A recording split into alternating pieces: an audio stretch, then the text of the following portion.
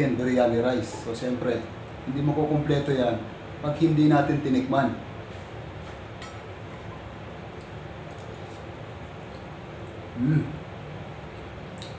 Sarap.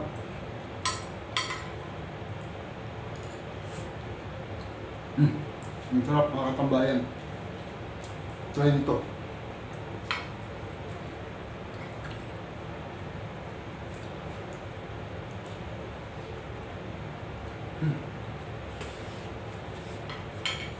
Okay mga katambayan, welcome back po sa tambayan na mga may hilig magluto at siyempre may hilig kumain. Kaya mga katambayan, ngayon naman samahan nyo ako.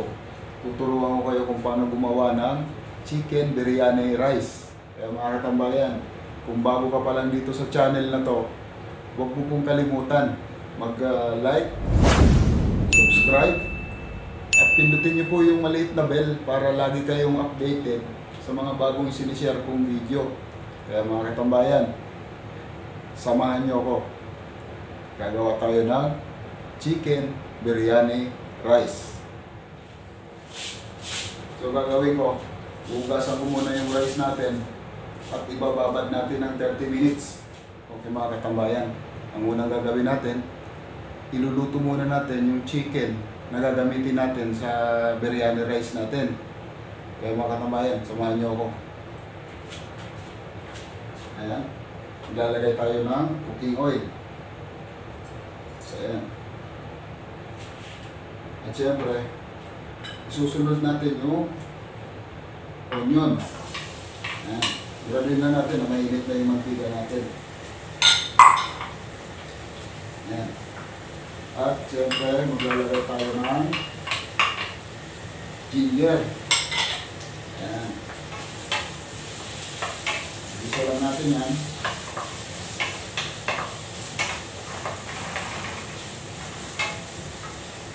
Ayan. Ngayon naman, ilalagay na natin yung ating garlic.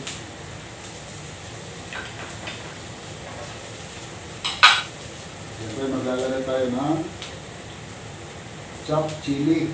Ayan.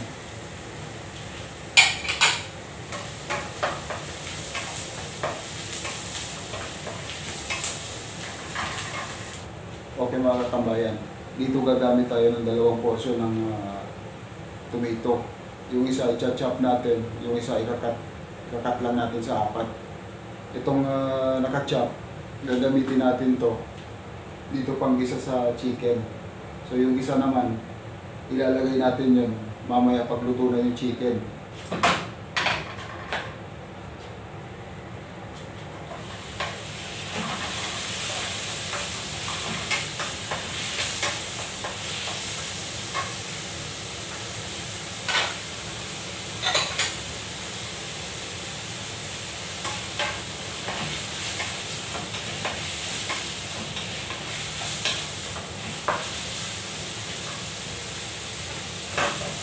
Ilalagay tayo ng coriander powder.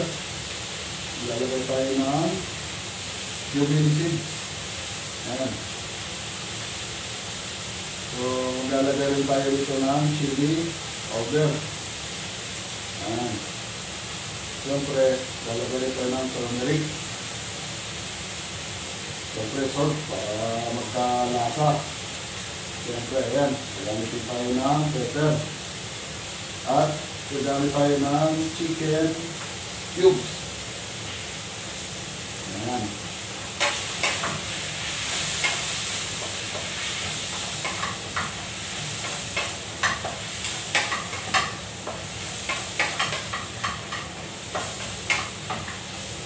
Ayan.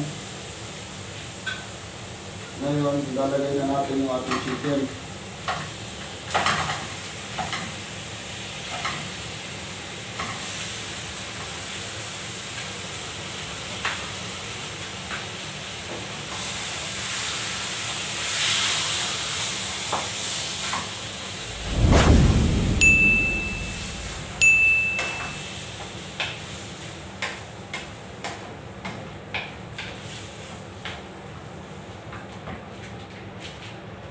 Okay mga tambayan, sa cinnamon stick meron din akong apat dito.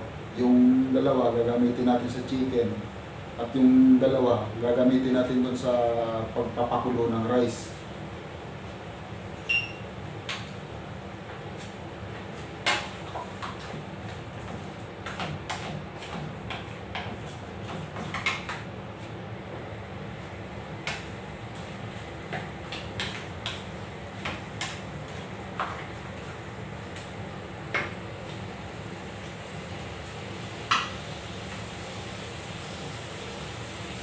So ay maglalagay din tayo ng tomato paste. Ayan.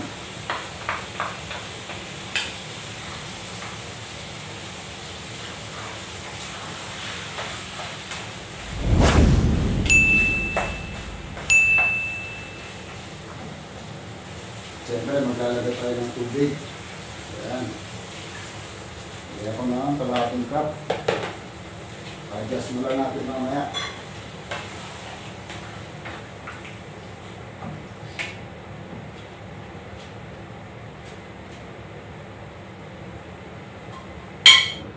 Habang niluluto natin yung ating chicken, pakukuluan naman natin yung rice.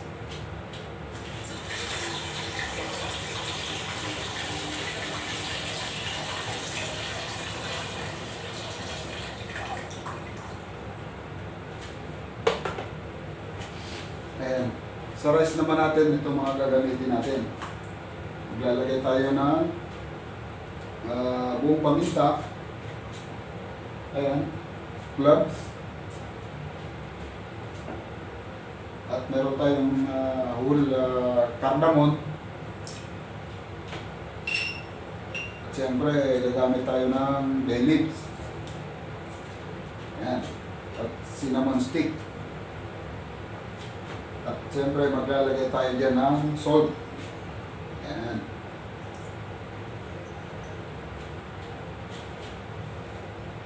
At siyempre gagamit din tayo ng butter. Ayan.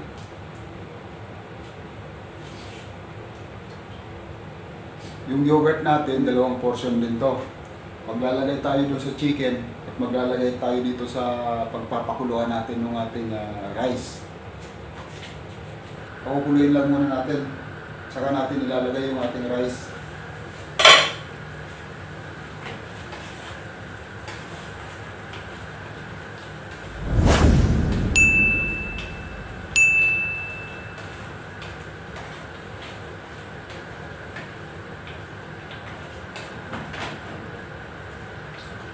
So yung mga katambayan, medyo hahaluin lang natin paminsan-minsan yung chicken kasi baka mamaya ay natuyo na yung nilagay natin tubig, eh masusunog siya.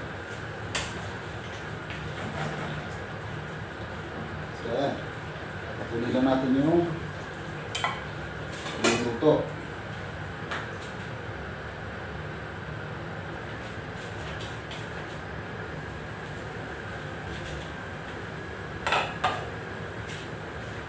Gamit natin dito ay basmati rice.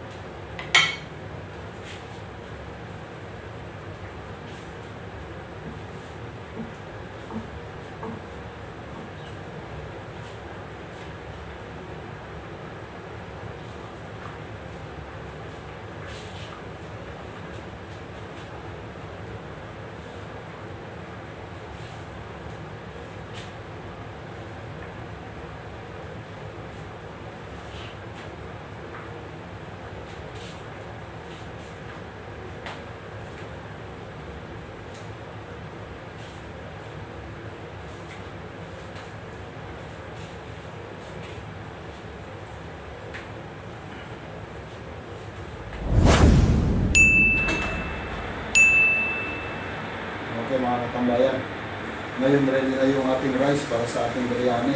Ayan.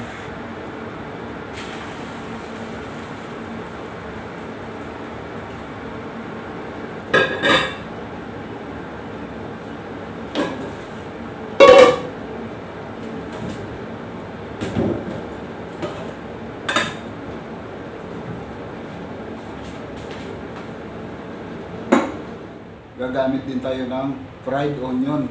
So, piprito tayo ng onion.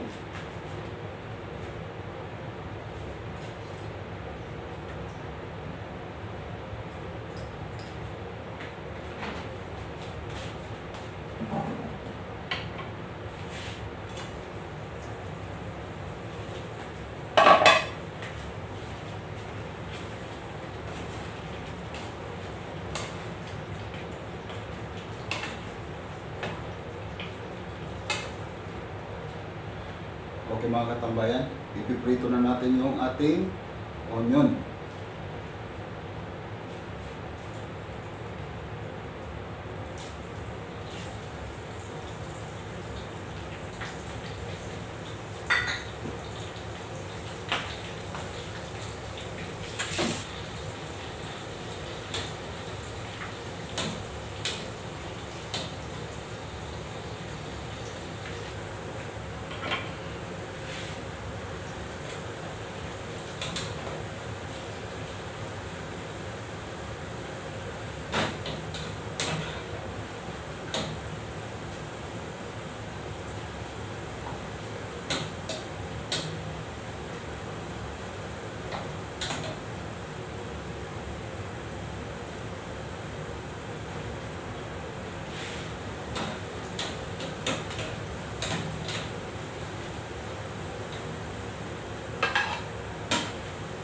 Yan, hindi masunog yung ano natin.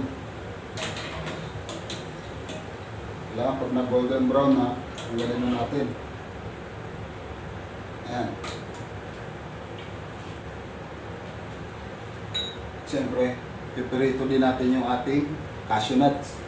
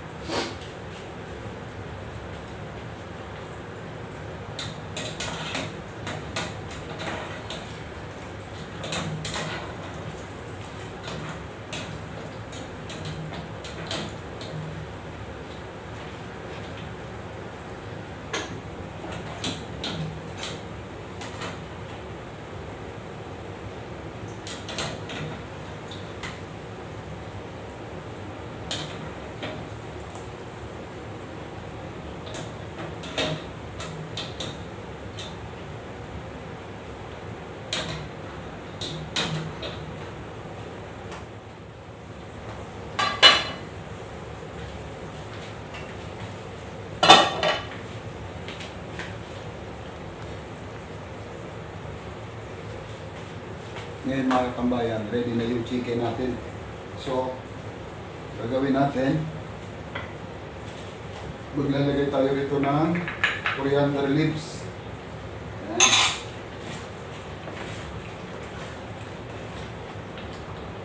Ayan.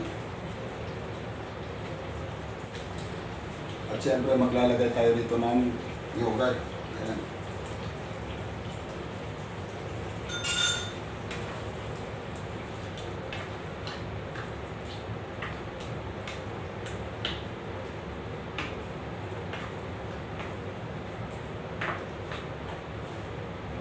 Ngayon, ilalagay na natin yung isang portion ng ating tomato, yung kinatlang sa apat. Ayan.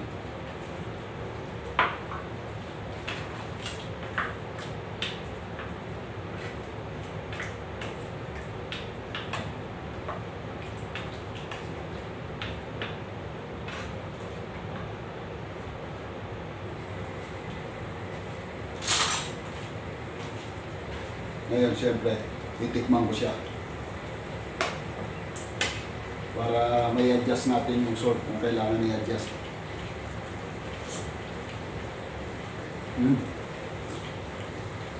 Sarap. So, mga katambayan, ready na. Isa-set na natin siya sa kaldero. So ito mga katambayan, i-layer lang natin to, rice, tsaka chicken, tsaka rice, tsaka chicken ulit, hanggang rice sa ibabaw. Saka natin ilalagay yung mga garnish dun sa ibabaw. So ayan, unahin natin sa rice.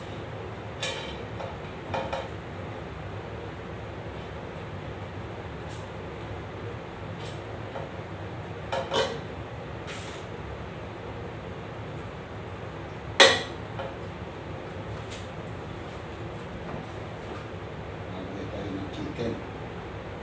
Ayan.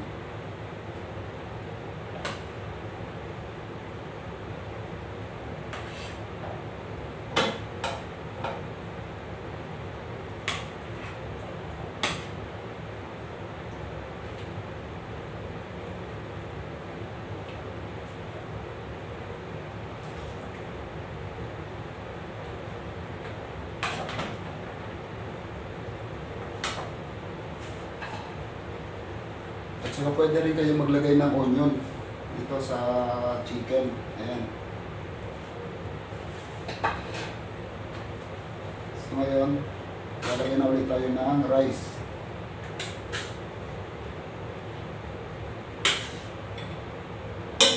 Ayan.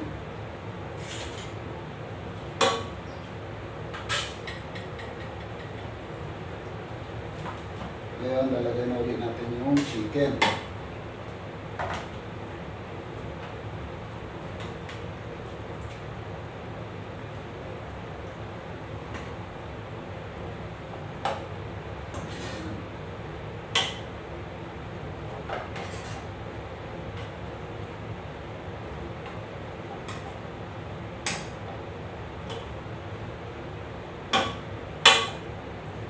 Ngayon, itong sauce mga katambayan, kung medyo konti lang yung rice natin, hindi na natin ito kailangan ilagay lahat. Ayan.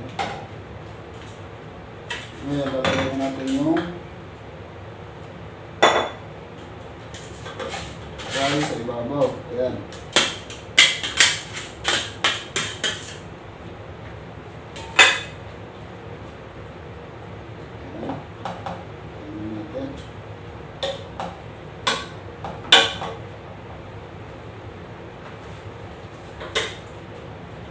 Ngayon, yung saffron natin, lalagyan lang natin to ng hot water.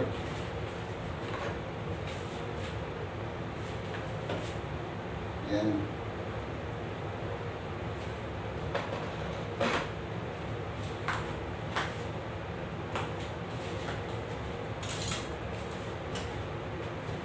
Ito lang gagawin natin dyan para kumulay.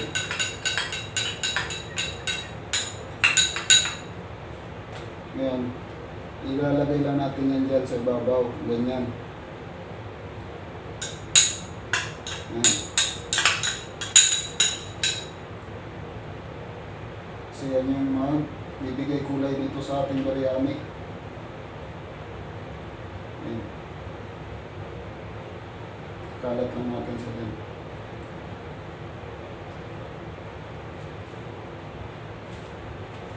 At syempre maglalagay din tayo rito ng raisins. Ayan.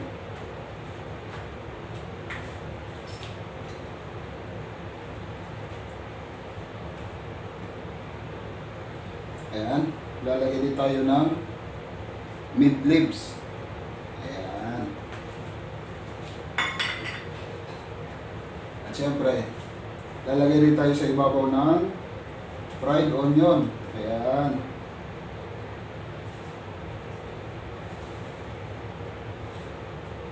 Ayan, palalagay rin tayo ng cashew nuts. Siyempre, wag natin uubusin nila lahat kasi mamaya gagamitin natin ito pang ibabaw. Ayan. At siyempre, maglalagay din tayo ng rose water. Ayan. Kailangan ko patakan ng konting oil sa ibabaw.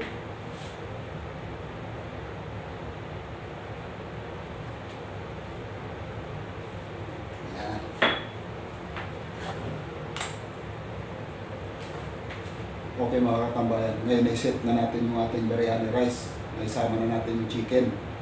So ngayon, gagawin natin dito, isasalang natin siya sa napakahinang apoy lang, kahit at least 30 minutes. Ayan. Tatakpan natin siya ng wax paper.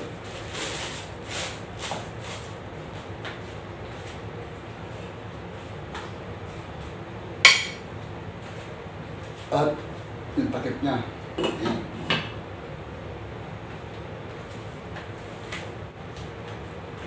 Ayan. Para makumpleto yung luto ng rice natin. Kasi kanina hindi pa siya talaga totally luto. So, iinhinin natin siya. Okay mga katambayan. Tapos na ang 30 minutes. I-check na natin ngayon yung ating chicken biryani rice.